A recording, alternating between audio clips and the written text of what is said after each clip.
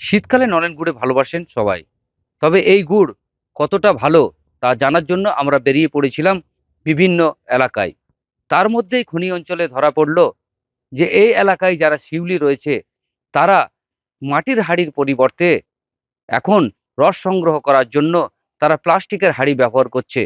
আর যার কারণেই মানুষের শরীরে ছড়াচ্ছে রোগ। এমনই জানাচ্ছেন স্থানীয় অঞ্চলে যারা ডাক্তারবাবু রয়েছেন তারা। তারা জানাচ্ছেন শুধু রোগ নয়, এটাতে ক্যান্সারেরও ঝুঁকি বাড়ায়। আমরা দেখেছি আগে মাটির কলসি বা মাটির হাঁড়ি তাকে পুড়িয়ে এবং সেটা দিয়ে রস সংগ্রহ করা হতো। কিন্তু এখন প্লাস্টিকের হাঁড়িতে রস সংগ্রহ করা হচ্ছে। যার ফলে মানুষের শরীরে বাসা বাঁধছে নানান ধরনের রোগের। অন্যদিকে যারা শিউলি রয়েছে তারা জানাচ্ছেন যে মাটির হাঁড়ি যেমন আগে ব্যবহার করা হতো আর এখন তার পরিবর্তে ব্যবহার করা হচ্ছে প্লাস্টিকের হাঁড়ি বা কলসি, তাতে কোনো রোগ হয় না। তবে ডাক্তারবাবুরা যেটা জানাচ্ছেন যে প্লাস্টিকের যে হাঁড়ি তারা ব্যবহার করছে তা অতি নিম্নমানের। পাশাপাশি নলেন গুড়ের যে স্বাদ সেই স্বাদও হারাতে বসেছে।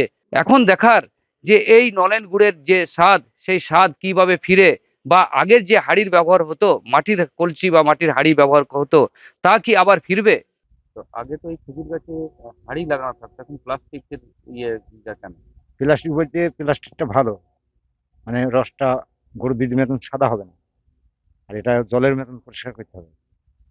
মানে নলেন গুড়ের তো মূল যে ইয়ে ছিল তখন এই মাটির হাঁড়ি ছিল। হ্যাঁ। তো প্লাস্টিকের দুর্গন্ধ ছড়ায় না? না, প্লাস্টিকের দুর্গন্ধ ছড়ায় না? কোনো দুর্গন্ধ হবে না।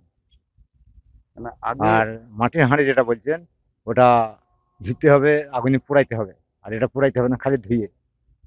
প্লাস্টিক যখন যেটা নিয়ে আসছেন তখন একটা দুর্গন্ধ ওঠে না? কিচ্ছু গন্ধ নেই। আর প্লাস্টিক এই কবে কখন এই সকাল থেকে টাঙানো হয় আর হ্যাঁ, কখন আপনাদের নামানো হয় এটা? ভোর 4টে। এবার ধরুন এই যে 20 ঘন্টা টাঙানো থাকে, তো হ্যাঁ, তাতে প্লাস্টিকের যে রসটা পড়ে তাতে ক্ষতি হয় না? কোনো ক্ষতি নেই। কতটা ক্ষতি বলে না, পুরোটাই ক্ষতি। তো সবার আগে জানতে হবে যে প্লাস্টিকটা কি। আমাদের প্রথমে একটা কথা, সিম্পল কথা একটা, যে আমরা প্লাস্টিক বর্জন করব, ঠিক না? তাহলে প্লাস্টিক বর্জন করব যদি এটা প্রথমেই কথা থাকে, তাহলে এটাকে বর্জন করতেই হবে। প্লাস্টিকের একদম এন্ড বলছি, ছোটখাটো যে রোগ যা হয় হয়, আপনি সেটা মানুষ সবচেয়ে ভালো চেনে। আমি যদি বলি আলসার হবে, আলসারটা কি অনেকে বুঝবেন না যে আলসারটা কি, ঠিক? আমি একটা শব্দতে মানুষ চেনে, সেটা হচ্ছে ক্যান্সার। হবেই, হতেই পারে। সবার আগে প্লাস্টিকটা বন্ধ করতে হবে।